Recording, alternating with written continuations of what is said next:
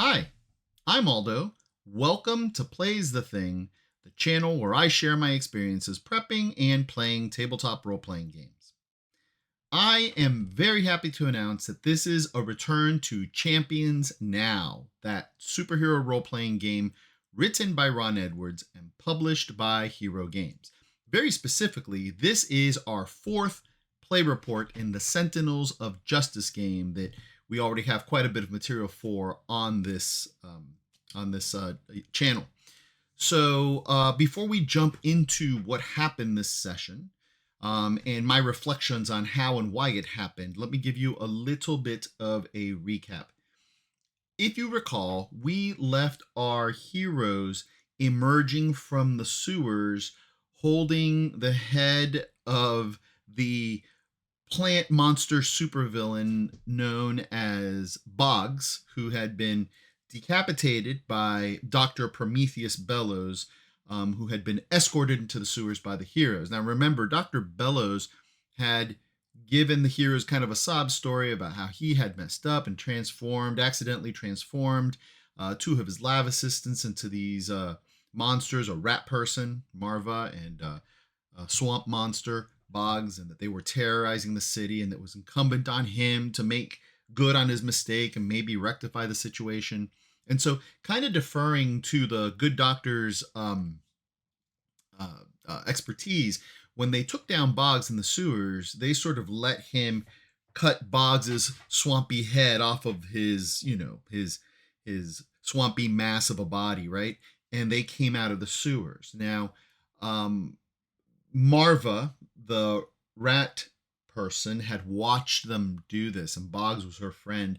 And so she was kind of scampering after the heroes to see if she could get revenge or see what they were doing and keep tabs on Bellows or what have you. They were headed towards Bellows's vehicle, which was waiting in a Brooklyn neighborhood so that he can take Boggs's head wherever he's going to take it. And Justicar had noticed Marva kind of pursuing the rest of the party and dove down to attack her after warning the party. And there was a little bit of a commotion, a little bit of a fracas there. But at the end of it all, Justicar ended up using the visions of Ma'at, or the truth telling capacity of Ma'at, to read Marva's mind, and discovered that Bellows was a villain, that he had captured both Boggs and Marva and other people, experimented on them with this meteoric substance that he had found, and was essentially transforming people against their will just to see how this material worked. And that they had escaped, and they'd escaped, and they were in the Bedford Stuyvesant neighborhood where all this took place, because they were looking for Marva's children, which had been, left behind when Bellows abducted her and took her to his secret laboratory. So at that point, they all turned on Dr. Bellows, and where we left the session, there was like this question, will Justicar exact justice on Bellows in the same way that he had on the silver shirt in the very first session. And he was teetering on the edge of maybe killing Dr. Bellows, but decided at the very end, decided to hand Bellows over to police officers that showed up at the scene of this confrontation. And that's basically where we ended the session, with him making a citizen's arrest. At that point, the other characters kind of dispersed. Spitfire, very specifically, grabbed Boggs's head and Marva and flew off away from the scene to get Marva away from the police, because she didn't trust what might happen there. And that's where we closed that session. So this session was all about the aftermath of all of that. I didn't know where this was going to go. I originally thought that Justicar would probably, I was imagining that Justicar would probably hand Bellows over. I knew Justicar wanted to go to the police station because he wanted to make sure that Bellows was arrested. So I thought he'd probably go there, have some sort of interaction with the police, and get out, and that I would be skipping some time. That's what I thought was going to happen. But I also didn't want to gloss over that because it occurred to me that this moment of one of the player characters establishing some sort of official contact with the police was important. Um, it could lead to some sort of sustained relationship or sustained confrontation.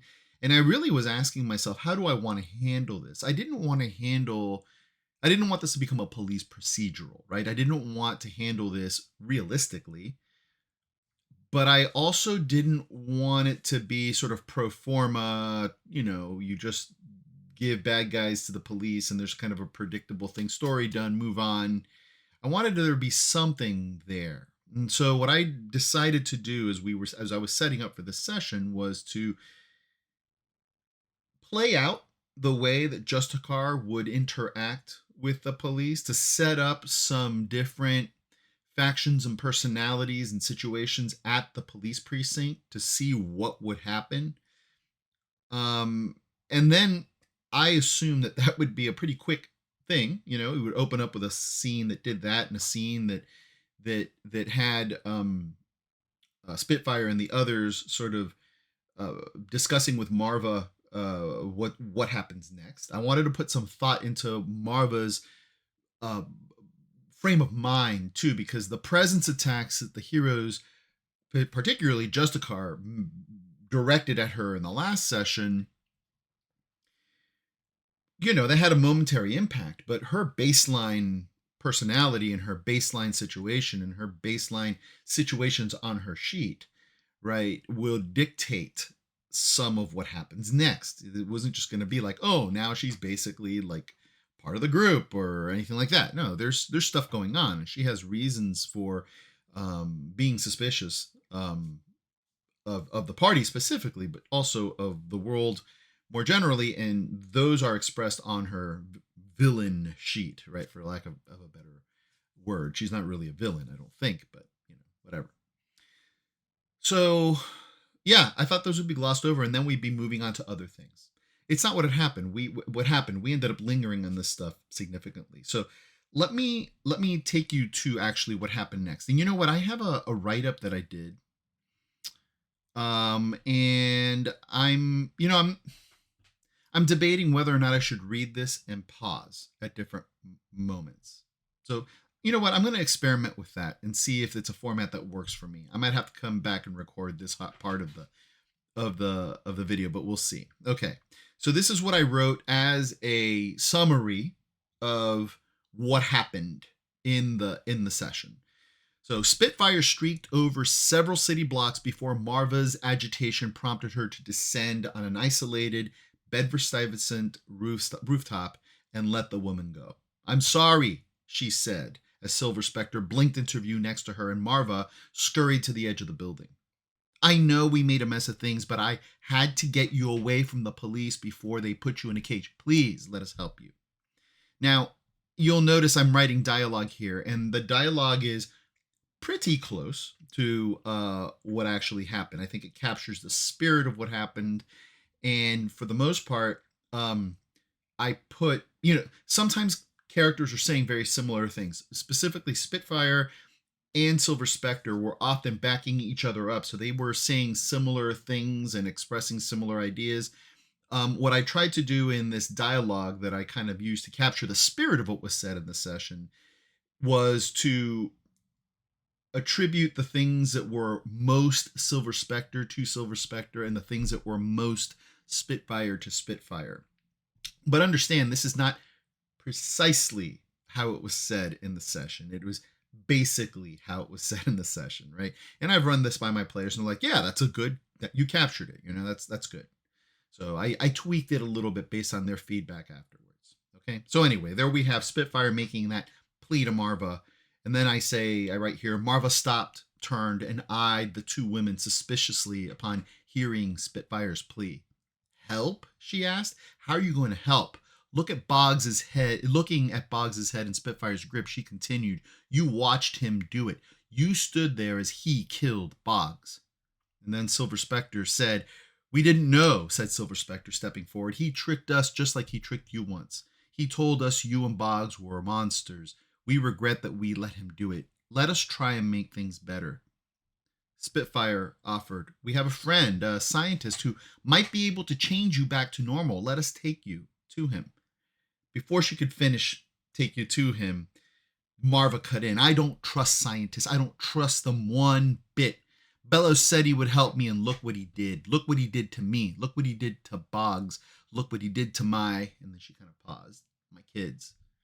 And Spitfire said, "We understand," said Spitfire after exchanging glances with Silver Spectre. "You have every reason to be suspicious. You don't have to see our scientist friend if you don't want to, but you should meet him and see if you feel comfortable. If you can leave if you don't trust him." And then Silver Spectre chimed in, "And we can help you find your children," offered Silver Spectre. And that was actually the clincher, right? Because first of all, the scientist that they're talking about here is Dr. Zap.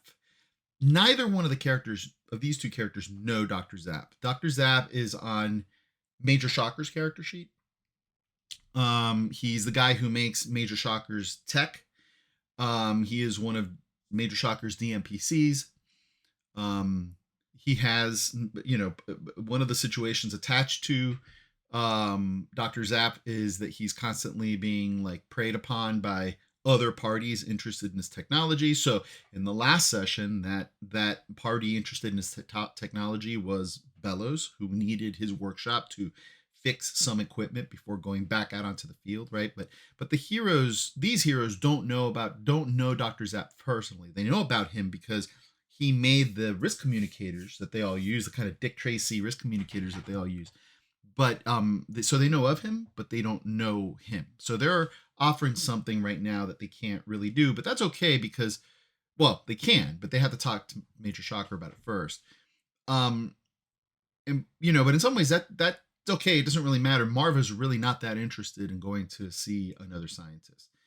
She doesn't, like she said, she doesn't trust them. However, that line that Silver Spectre offered, and again, this is stuff that both Silver Spectre and Spitfire were chiming in with, but I think Silver Spectre was more connected to this particular idea, is the thing that gets Marva to lean in a little bit, right?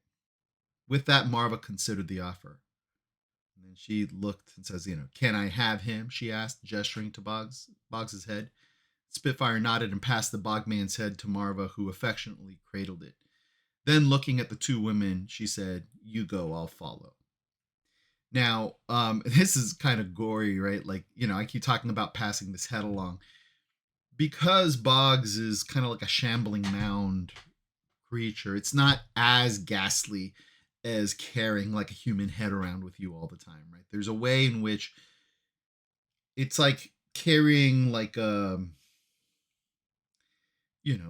clump of earth and vegetation that is sort of arranged to have a visage, right?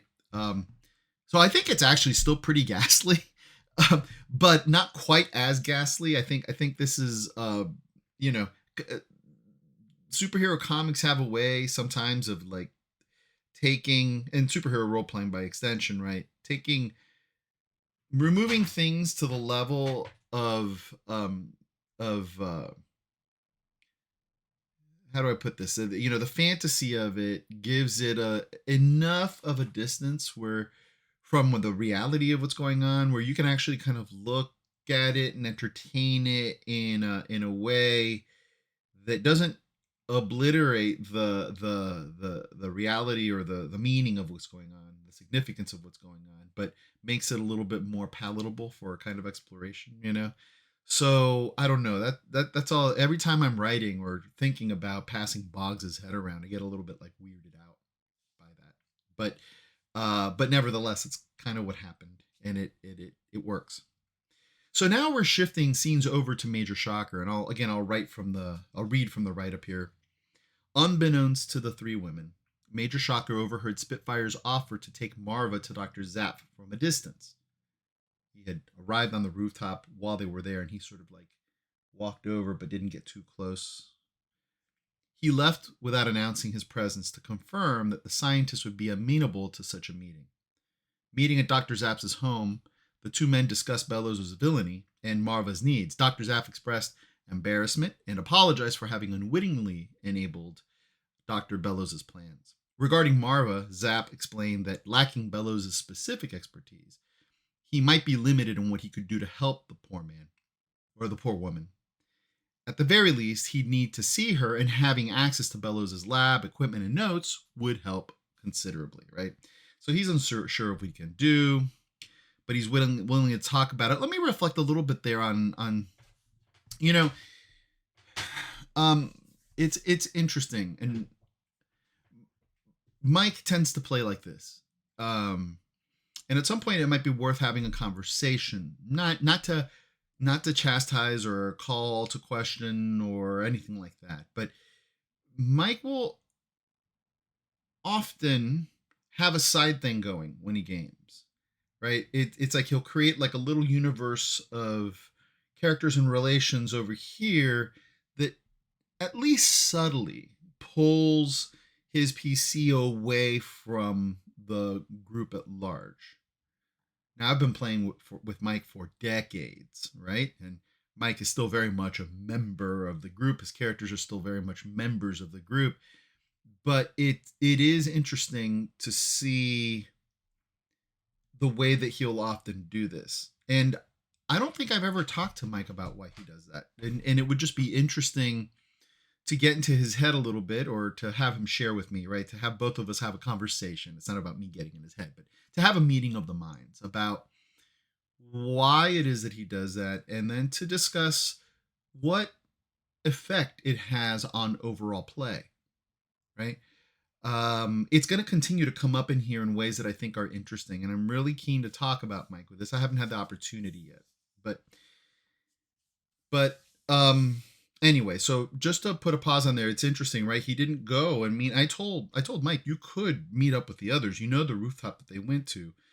So he kind of made his way over there, listened to the conversation, but then as a player and therefore as a character also chose to remove himself and go and have this conversation with Dr. Zapp. Okay, so then we put them on pause and we go over to Justicar, who's doing things at the same, simultaneous with everything else that I just talked about right now. While the others processed the aftermath of Bellows' villainy, Justicar ensured that the scientists made it to prison. Having watched Officer McCain and his partner load Bellows into their police car at the scene of the crime, Justicar took to the air and followed their cruiser back to the police precinct. Approaching the building, he saw police officers stationed outside and watching the skies, some holding shotguns. Undaunted, he dove down and followed the police cruiser into the precinct's garage. Although somewhat unnerved by Justicar's strange appearance, McCain managed a few questions as he escorted Justicar into the police station. Would Justicar be willing to make a statement? Would Bellows' victims be willing to testify? What evidence could Justicar bring to bear on the case? In response to Justicar's responses, the uniformed officer explained that he didn't think there was enough evidence to hold Bellows for more than 48 hours. With that, Justicar announced that he'd leave to obtain the necessary evidence, but a man, Detective Robert Henderson, stopped him. Okay. I think I'll read the next paragraph, then pause for a little bit of reflection. Actually, maybe I will pause now and then read the next paragraph. So again, I I considered at one point reaching out to some friends and acquaintances who are police officers and saying, "Hey, how would police realistically engage with this guy who's coming in and he's bringing in this he's made a citizen's arrest against a supervillain, essentially, and his identity is hidden by a helmet, and and so on and so forth. What would be the realistic way? Give me the police procedural. Give me the process that Justicar would face if he went to the police precinct. And in the end, I decided I didn't want to do that. I think there has to be a little bit of whimsy, a little bit of, hand waving of this kind of issue. I mean, maybe there doesn't have to be, but for this particular game, I really I really wanted that. I mean, if I think of golden age comics, if that's not even really a good term, but if you think of the comics in the 1930s and 1940s, the relationships between police and superheroes range anywhere from avoidance. It's usually what Superman and Batman did in their early days. It's just like, I did my thing, you deal, deal with it, police officers, and they just leave the scene. And sometimes the police would fire after them and stuff like that, right? And sometimes you have these kind of like, Batman police Commissioner Gordon types of relationships, which did not happen in the early days of Batman. But there are a lot of other characters that seem to know someone on the force that they're kind of friendly with, and they're working with the authorities on kind of like almost like on a consulting basis or like an ad hoc basis and whatnot. And I don't know. I guess what I wanted for the NYPD is I didn't want it to be a single and easy relationship. I wanted to present the police as having different factions within it. I think that also the I wanted to acknowledge that, and this kind of goes back to the statements, right? There's a weirdness to a character like Justicar. There's a weirdness to him that I wanted to register. It's not the same as as the disadvantage prejudice, right? But that in interactions with something so weird that it's almost like the police as an institution does not know what to do with people like Justicar, and so therefore they're kind of making it up as they go and kind of floundering, but that there is like it is a bigger, it's an institution that has moving parts, moving pieces, individuals in them. So I wanted to kind of straddle the line between what was done in the comics of the time with a little bit of a nod towards real world complexities. I have no idea if I pulled any of this off. I don't even know if what I'm saying makes any sort of sense. But I guess I wanted to go traditional comic book with a little bit of complication. I mean, in that sense, I guess it's kind of like trying to think about golden age comics, or again 1930s or 40s comics, maybe more in light of what was done in early, in the 1960s in Marvel comics, right? 60s and 70s of Marvel comics, where I think maybe you get some of that complexity. But anyway, that's what I was thinking. So here we have McCain is kind of like, he's kind of into Justicar. He's like, Justicar is kind of cool, but he's kind of weird. And what I didn't describe here is when Justicar walked into the police station and you had, all the buzz of people working on like reports and talking to perps and taking statements and all of that. When Justicar walked in the room with an Egyptian kilt and bracers and his wings and his helmet and stuff, like everybody just whoosh, like a pause, and everybody just looked over, and it was just kind of like electric movement. I mean, Dan didn't say that he was making a presence attack or anything, and I didn't invite him to, but Justicar does have a 20 presence, right? So even without the actual active presence attack roll, I wanted there to be just a reaction to the weirdness of a Justicar walking into the room. All right, but here we are. Detective Robert Henderson has stopped him. So let me read the next little interaction here. After making some disparaging comments about Justicar's attire, Detective Henderson confronted the hero about another case. I understand you were at the attempted train jacking 2 nights ago, that you and your associates stopped the Silver Legion. Well, several of them ended up dead. Do you want to tell me what happened? When Justicar remained silent, Henderson continued. The coroner said that one of those jokers died of injuries consistent with a fall from a high elevation. Last I checked, there was no high elevation at the crime scene. What do you say about that, Flyboy? After a moment of silence, Henderson continued, "What's the matter? Cat got the bird's tongue?" With that, Justicar started to walk away, prompting Henderson to shout, "Hey, not so fast.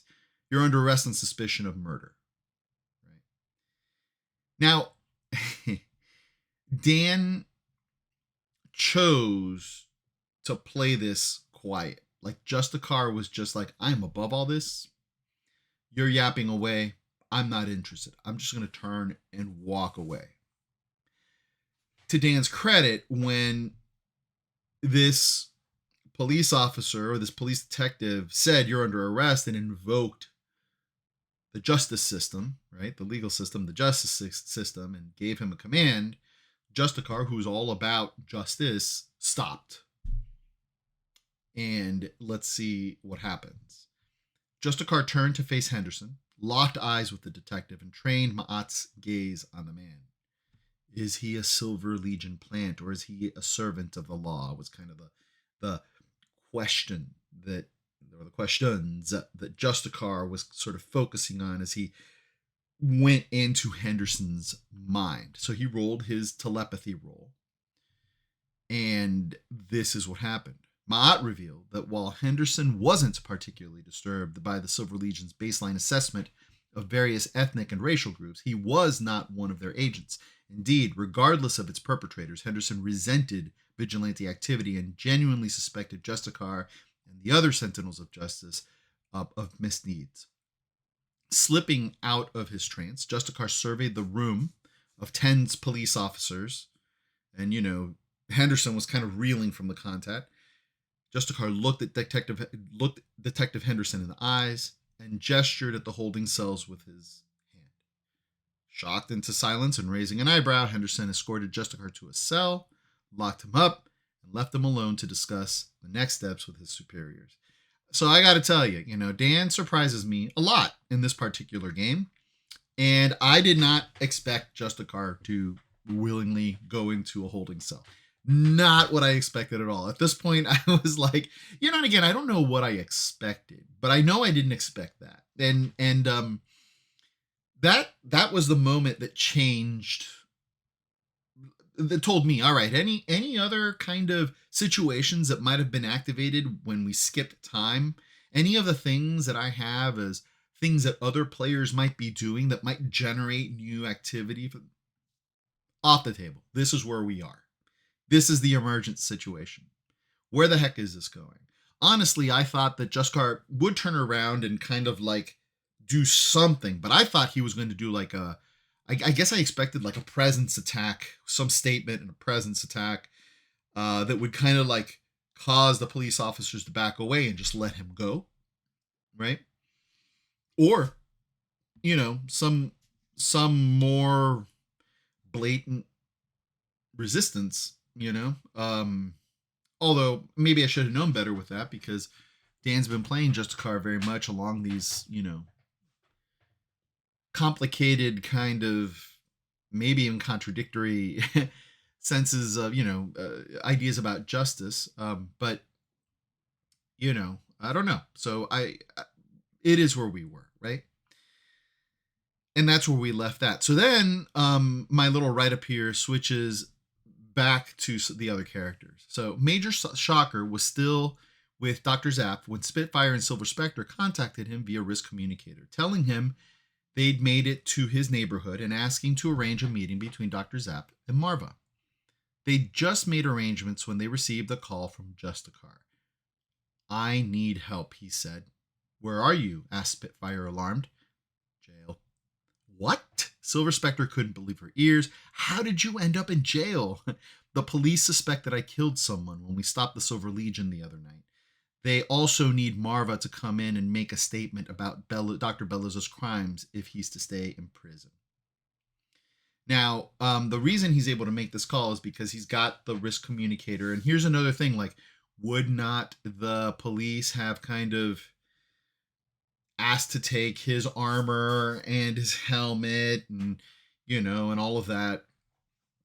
Does it make sense that he has his Risk Communicator? I think, again, the weirdness of just the car and them not really knowing what to do, which is why Henderson leaves he locks him up and then leaves to go talk to his police captain or whatever to figure out what they're going to do.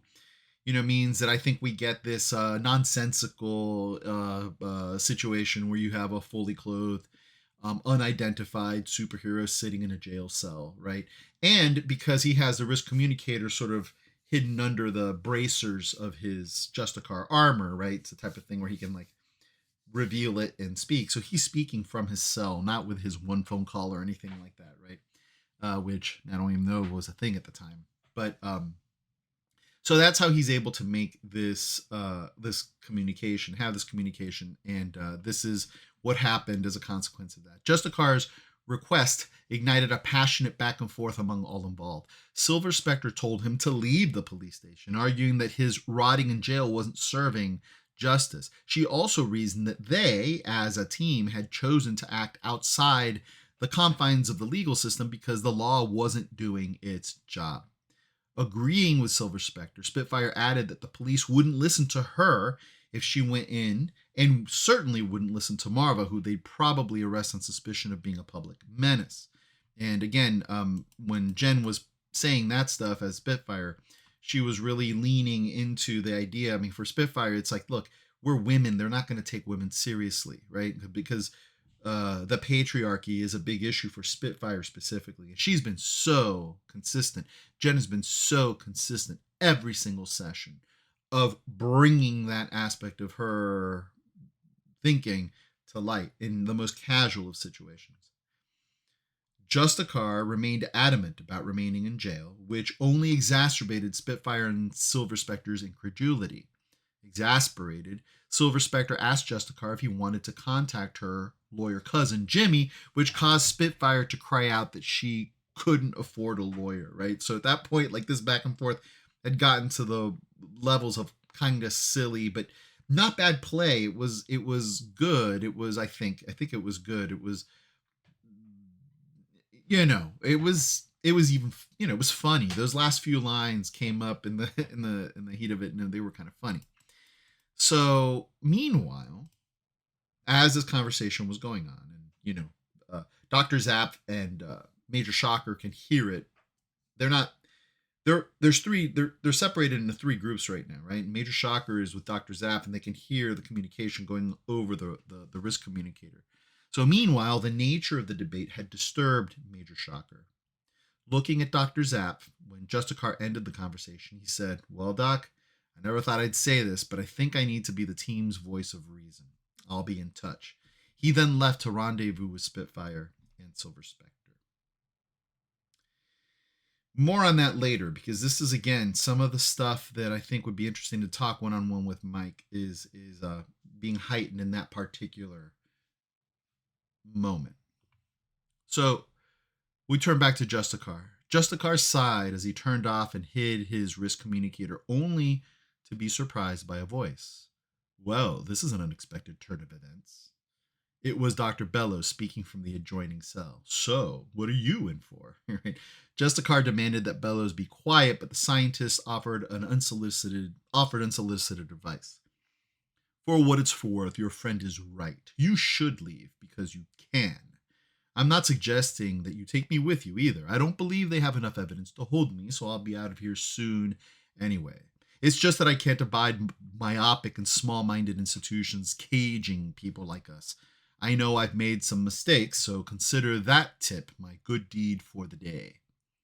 And then with that, they settled into an awkward silence, broken only occasionally by Dr. Bellows' humming to keep himself entertained.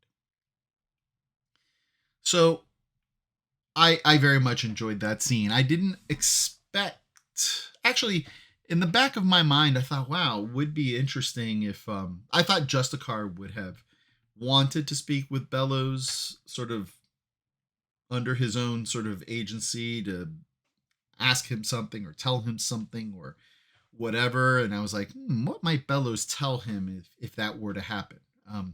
But I had not foreseen that they'd be basically doing time together, right? And that it would be that kind of interaction. So I don't know. That was a fun little exchange for me. So we go back to the others. Arriving at the Williamsburg location where Spitfire and Silver Spectre waited, we've decided that um, uh, there's a Brooklyn neighborhood named Williamsburg. It's right next to Bedford Stuyvesant, which is where the encounter with Marva would happen. So um, we've turned. I have the WPA New York Guide, which was published in 1940. So I have descriptions of all of these neighborhoods from pretty close to the time period that we're playing in, and we've decided that the characters are in. That's the Major Shocker's neighborhood is Williamsburg. So that's where the others were waiting for him. So arriving at the Williamsburg location where Spitfire and Silver Spectre waited, Major Shocker found his teammates frustrated that Marva had slipped away with Boggs's head during their conversation with Justicar. I made a stealth roll for that because, well, when she heard them saying that she might need to go into the police to make a statement, she was already leery enough regarding Dr. Zapp. But now she hears that these people don't have it together and that then they want her to go and make a statement to the police. I made a stealth roll while they were having that conversation. She made it. She made it well, and she tipped, right? And so that's what I wrote there. And then, frustrated himself, Major Shocker chose this moment to lecture his teammates. I spend my days fighting the mob, monsters, people who would push an old man down the stairs and laugh when his skull cracks. It takes a lot of restraint not to respond in kind, but that restraint is essential. If you come at people like that too hard and go beyond the force necessary to keep them at bay, they'll come at you with a deadly fury. Not only that, but you'll also draw the attention of the law, which will come at you just as hard. You can't be extreme in your actions. You can't go around clearing the streets of anybody you disagree with. You've got to keep cool. You've got to play the game. So that whole speech is a little bit controversial. A little bit controversial, I think, for maybe a number of reasons. So Major Shocker said it's where he's coming from, and I could see. So this conversation actually seems to have very little to do with what was happening in the moment.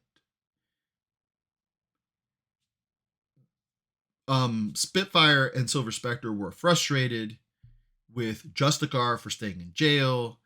They were talking about breaking him out. They didn't want to break him out because they felt like Justicar could get out on his own, and they didn't feel that confrontation with the police was right or necessary. They were frustrated, kind of saying like, "What is? Does he want us to break him out? What is this? What is it? Why isn't he just leaving?" Right, and stuff like that.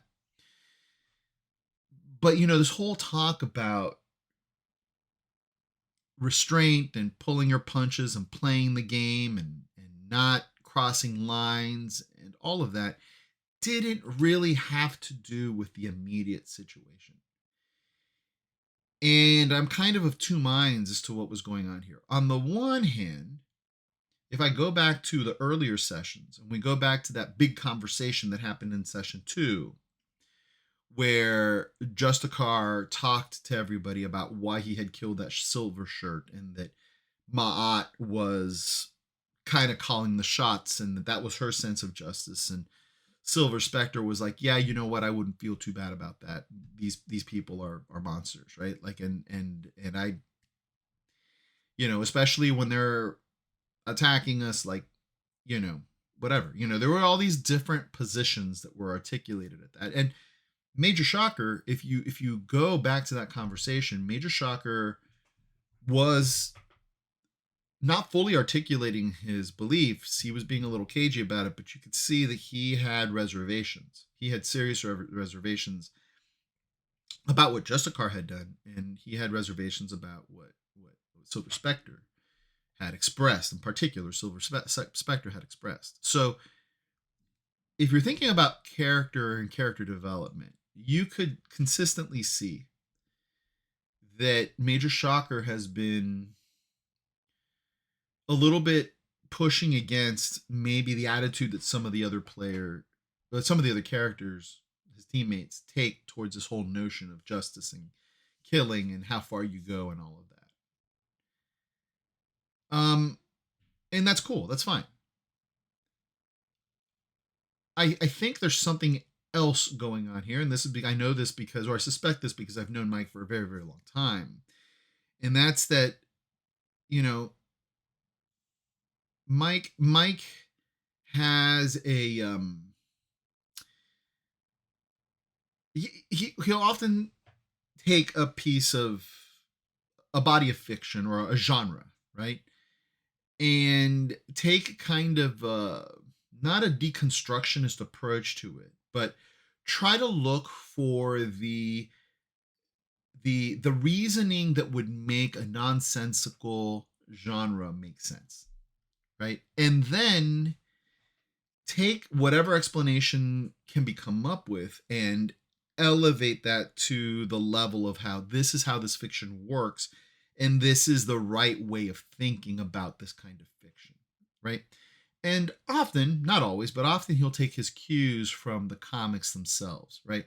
So, or from the genre itself. So if you're reading superhero comics and there are silly, nonsensical things that are happening, you have a couple of choices. You can either go with it and accept the level of whimsy and fantasy that goes along with it, kind of like I was talking about with the police, right? The idea of Justicar sitting in a prison with freaking wings and a helmet, and still his risk communicator doesn't really make sense if you're thinking about police procedurals, but it's part of the idiom of superhero comics, and it's kind of my choice to determine where I want to take that. Do I want it to rest in this kind of realm of it doesn't make sense and just kind of enjoy the fantasy of it? Do I want to lean more into the police procedural aspect of it? I could. I know that I'm equipped to do that actually as a person in terms of my training or anything like that, but I could try, right?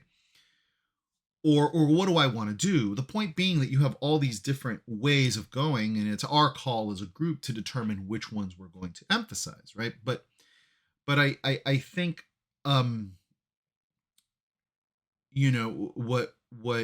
what Mike sometimes does, what he enjoys doing, I think sometimes in terms of like thinking about genre, is saying, so the reason the Flash has behaved this way with these particular villains for all this time is because Mark Waid said in this comic that here's the rationalization. And then Mike might be like, I like that rationalization. So we're going to elevate that to the point of this is why the fiction works the way that it does. And this is the realistic sort of application for it. And so I guess the reason I share all of that is because I'm unsure of what's going on here. Is this Mike thinking about Major Shocker as a character immersed in these situations and articulating his authentic, as a character, authentic worldview as it's being challenged by other things? Yeah, I think to some extent that is there. But is it also that Mike has ideas about how genre should work and is taking the opportunity of play to voice those not as a character, as Major Shocker, but rather as kind of like a meta narrative that is being imposed on how this game should run if it's going to be a proper superhero comic, and a proper superhero comic that embraces the conventions that have been put in place after decades after decade after decade after decade of producing fiction in a particular way for the purposes of maintaining IP, and and having recurring villains that are there just to to draw on some sort of sense of nostalgia or whatever. And you need some thoughtful writers, like let's say Mark Waid, would say, that's the way this has been going for so long, so let me kind of provide a rationale for it. But that rationale should not dictate, however much one might enjoy that rationale or not enjoy that rationale in the context of that particular comic story that's being told. Such things should not dictate the way that superhero comics should work, and it certainly shouldn't dictate the way that we do our role-playing game. right? So I'm not sure what's going on here, right? And again, I think it's just helpful to have a conversation. So at some point, I'm going to sit down with Mike and just have a meeting of the minds and say, like, hey, how, let's just talk about this and think about where it's going. Um, but, uh, bringing it all back to play, for whatever the motivation, this is a defining moment, I think, for Major Shocker, at least in this particular moment. Where he goes from here, how he evolves, if he interacts with and listens to his teammates, but also responds to situations that are unfolding around him. Be interesting to see how all of that takes, where all of that takes Major Shocker, if Mike allows the situations to carry Major Shocker through, or to, have Major Shocker choose a way of navigating those situations. So we'll see. We'll see. That's a lot of reflection, I guess. I don't know. I hope it was useful. Let's go on and continue reading here. Major Shocker's speech launched another round of disagreement. Silver Spectre reminded Major Shocker that she also donned her mask to fight dangerous people who advocated wiping out entire populations based on their ethnic, religious, and racial identities. When faced with such evil, she brooked no compromise and made no apologies, especially in the heat of the moment when such people threatened the lives of those who fought alongside her.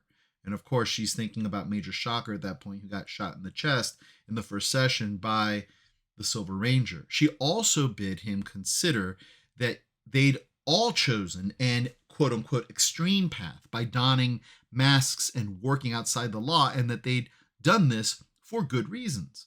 Spitfire agreed and pushed back against the notion that they'd stepped out of bounds, clearing the streets of anybody they disagreed with. Indeed, her main issue at the moment was that Justicar seemed to imply that they should either break him out of prison or go and negotiate with the police, neither of which was wise in her estimation. And, Silver Spectre was also very much in line with that line of thinking. When Major Shocker replied that their approach wasn't solving anything, Silver Spectre challenged him. All right, Mr. Cool, what's your plan? And when Major Shocker couldn't offer anything, they went their separate ways, waiting to see how Justicar's situation would unfold. So there you go. And again, I enjoyed that scene.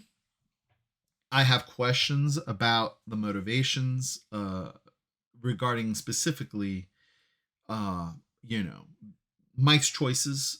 I just have questions. I'm interested to see what the answers to those questions are.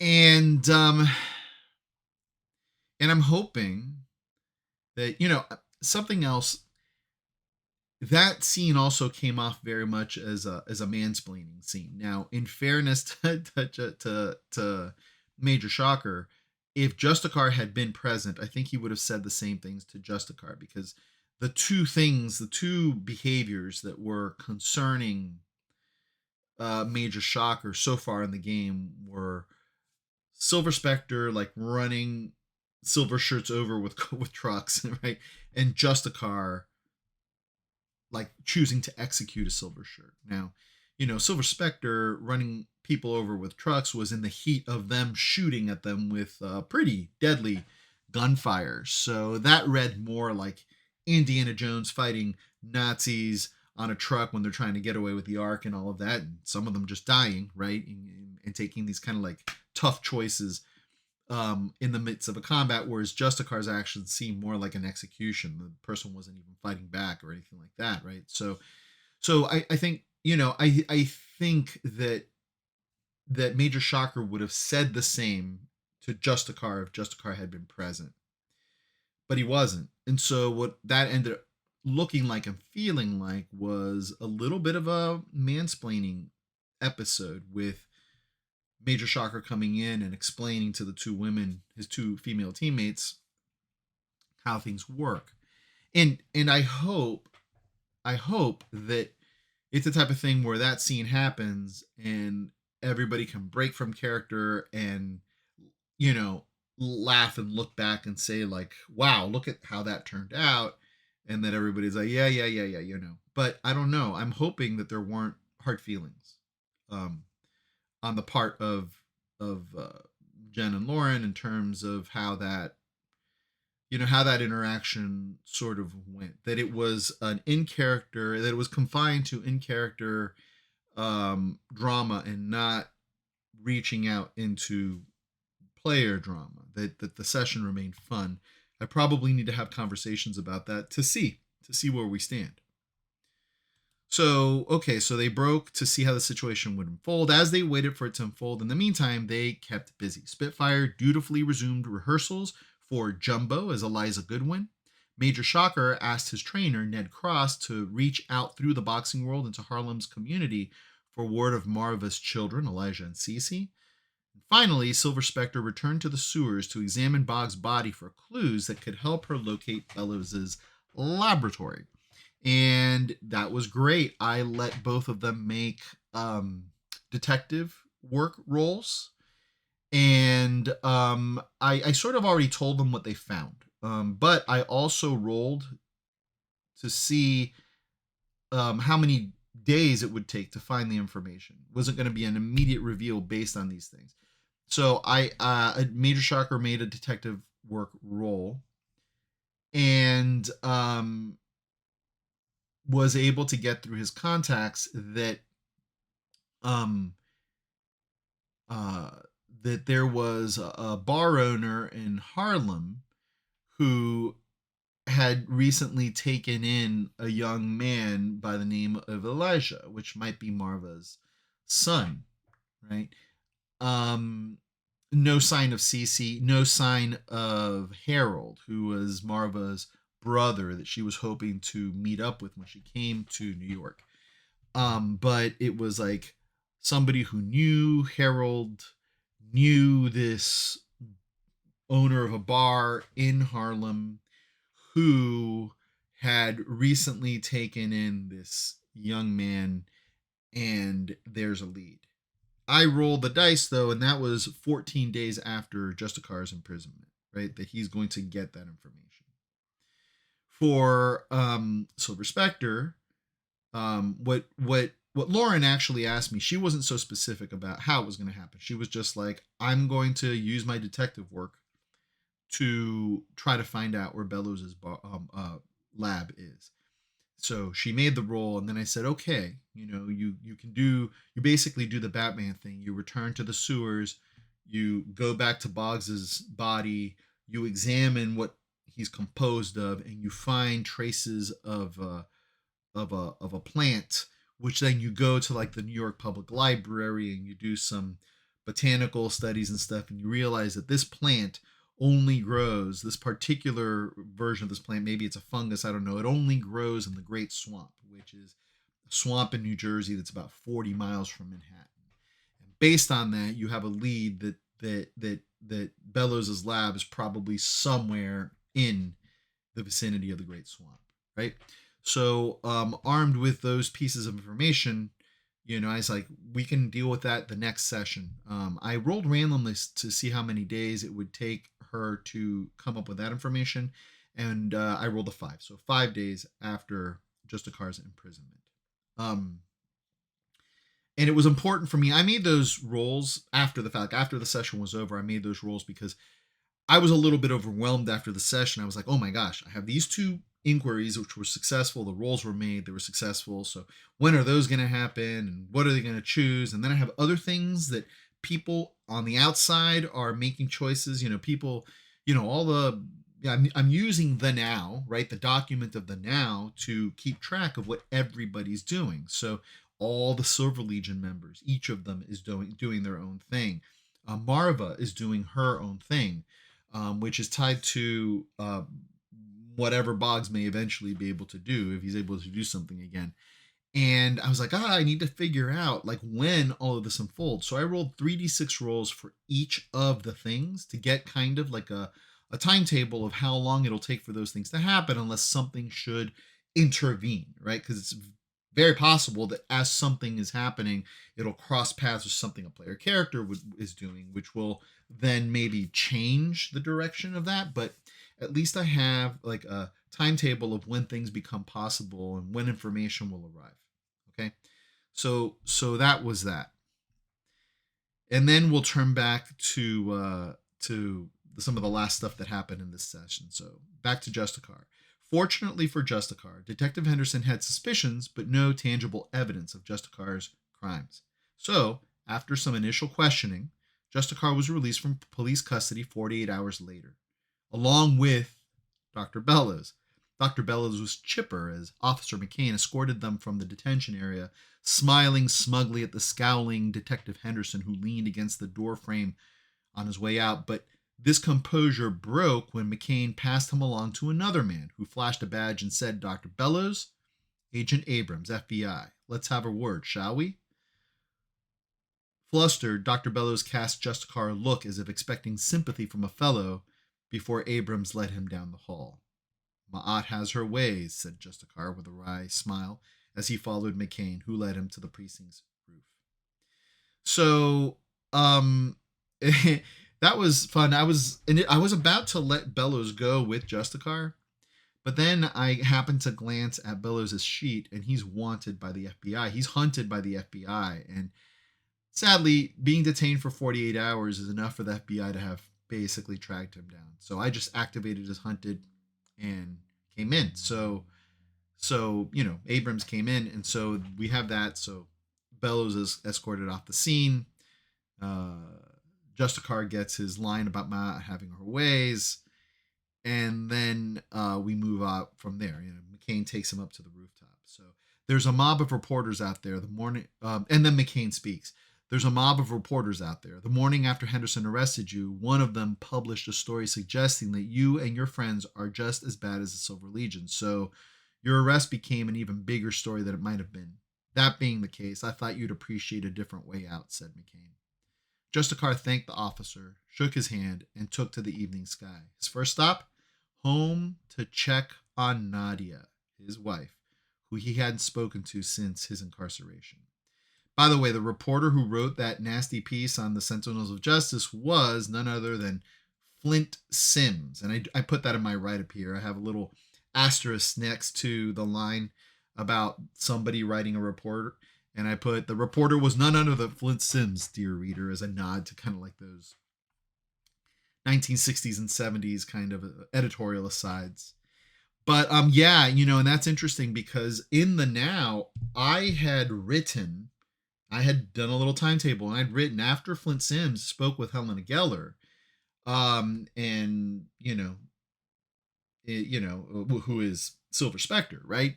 Spoken to Helena Geller.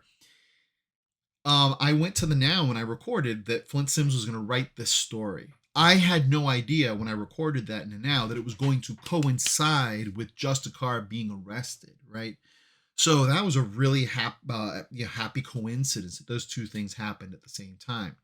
So now we have Flint Sims there actively writing. I'm curious to see how Helena, aka Silver Spectre, is going to be responding. I asked Lauren, what's up with Silver Spectre's reporting, and she's like, "Well, right now, she's actually following the story of what happened with Bellows, and that's why she's looking for the lab and all of that. So that's her next story. But her editor is kind of going to get on her and say, hey, like, you've got some dueling. This guy's trying to duel with you in terms of stories. So do you have an angle?" So we're going to probably get to meet her editor soon.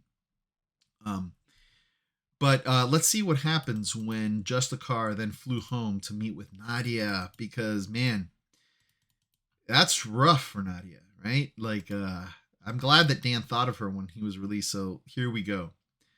He flew to their apartment in Manhattan. Doffing his helmet in an alley, Justicar transformed into Dylan Pierce and entered his home through the front door. He called Nadia's name, but the house was dark and he heard no response. Concerned, he made his way upstairs. Turning on the lights in the stairwell, he saw the bedroom door slightly ajar, but darkness beyond. He stepped through the door as he switched on the bedroom lights and surprised Nadia, who'd been sitting on the bed, staring out the window, still dressed in the day's clothes. Startled, she jumped to her feet and whirled around to face him, a look of fear giving way to anger-tinged incredulity. "Dylan?" she said. "Dylan?" In response, Dylan held his finger to his mouth, worried that someone might hear. Confused, Nadia ran over to him and embraced him. "Are we alone? Asked Dylan. I don't know, she whispered. I don't know, Dylan. Breaking her embrace, she continued, how did Justicar end up in jail? How did it happen, Dylan? I was worried sick. I went to the prison and waited outside the first night, not knowing what to do. I couldn't walk in and claim Justicar as my husband, so I waited for hours in the crowd, not knowing what to do. I went again today, Dylan, and I would have waited longer, but I started to feel very uneasy. Something, something wasn't right. I felt watched. I felt threatened. So I left, but the feeling stayed with me. I could have sworn that the men, I think they were men, were watching me on the train, and as I walked home from the subway, I noticed two men keeping pace with me. I turned a corner and ducked into the park, trying to lose them, and I was sure I had, but then I heard them rushing up behind me. I turned to face them, but they stopped in their tracks, Dylan. They stopped in their tracks and they looked terrified and they ran. I should have been relieved, but I felt it too, the same sense of dread that they must have felt. Despair. I was petrified, but I forced myself to turn around, and there he was, a dark cloaked man dressed in armor like yours, but with a serpent's motif, and a helmet like yours, but also like a serpent. He was terrible, but when I looked into his face, I saw desire, maybe even. And then she paused. Dylan, he reached his hand out toward me, but I screamed, and he withdrew in anger, disappearing into a darkness deeper than the night sky. He's gone, Dylan, but the darkness is still with me. So, Dylan, I don't know if we're alone. As husband and wife, and then I write, as husband and wife stand by the open window, holding hands in silhouette, we see a superimposed form looming over the scene, the cloaked and helmeted visage of Ferris Fang, the Knight of Apophis. And that's where we ended the session. Now, I wrote it this way here, but I also spoke it that way. I showed them an image of Ferris Fang, who the characters don't know his name yet, but I thought in comic book flourish, since Nadia did give a description of what she saw, that I'd be able to show the characters an image of what she said. And then for the players, not for the characters, drop a name and have that kind of, superimposed image looking down on the scene with the two of them kind of holding hands, silhouetted. It just seemed like a nice closer. And it's so funny because like this session was going and I was like, oh man, like we're running out of time. I'm not going to have a closer. It's a role playing game. We don't need to have a closer. I don't write towards closers. I think it's nice when, a closer emerges. And usually it does, even if it's in the middle of a battle, right? Usually combat is dramatic enough in Champions now, at least so far, that when we're in the middle of a battle and something and we run out of time, that moment just seems to be a good place to close, right? But this time I'm like, there's no combat. It's just been all this interaction. Man, I guess we're just gonna have to have no closer. But when Dan said I'm gonna go back and check on Nadia, I still wasn't thinking, here's my closer. But as the situation unfolded and as they interacted and spoke, and the her description of what she experienced just kind of like came up and play, I was like, that's it. This is it. This is the perfect moment to stop, and we did, and I'm very satisfied with it as an end. And this also addresses something else that I'd been struggling with. Like up until this point in the game, it's only been 4 sessions, but up until this point in the game, I was like, oh man, I am doing Nadia a total disservice. Right now, she is totally understanding and totally compliant and totally like basically I'm a superhero's wife and I'm just fine with it. As I played her in earlier scenes, there were moments where she would softly say, kind of like, I'm here for you, but I worry about X, Y, or Z. And then, Justicar would give her an assurance, and she was happy to hold on to that assurance. But I felt like she was too happy to hold on to that assurance. And I was like, she's lacking being, she's not a full person, you know?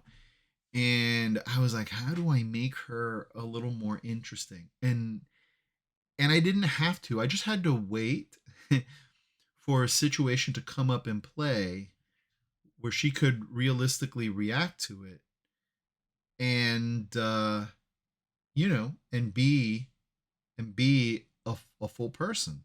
And that was just a car's arrest. And I feel like this strangely this moment where Ferris Fang appears in her experience and is telegraphed to the rest of the party through her telling of that experience, it doesn't end the series by any stretch.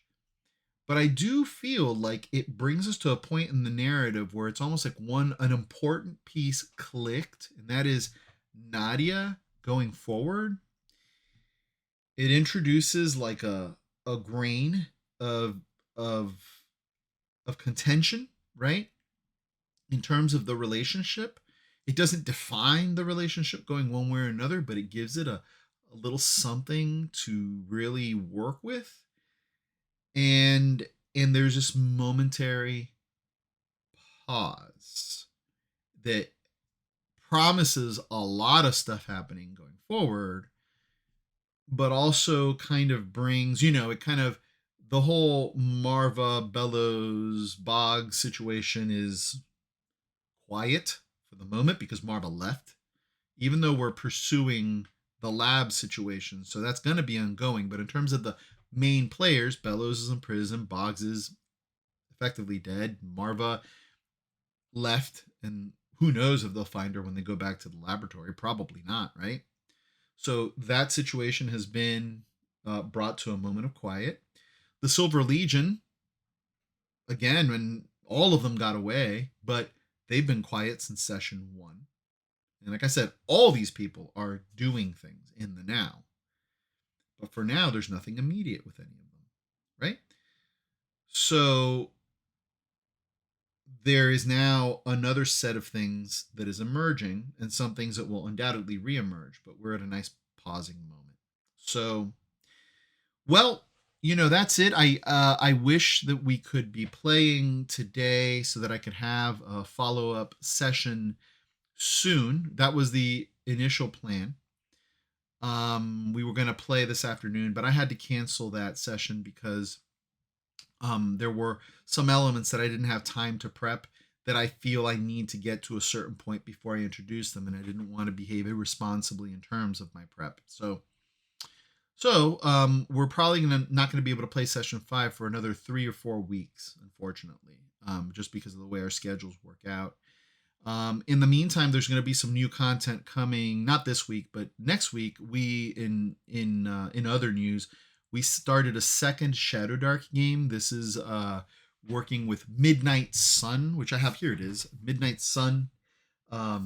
Because we reached a point in the other campaign where we had to pause because certain players couldn't make it, so we started a new game in this, and it's proven very very successful. People are excited about that campaign, so I'm going to start posting about that. We've done 2 sessions of that so far, and yeah, that's where we are. So we have plenty of stuff coming up for Plays the Thing, plenty of gaming at my table. And I thank you for tuning in. If you stayed for the whole thing, thank you so much. If you didn't stay for the whole thing, I still thank you, even though you're not watching me say this. But as always, I wish you good health. I wish you good cheer. And I wish you good gaming.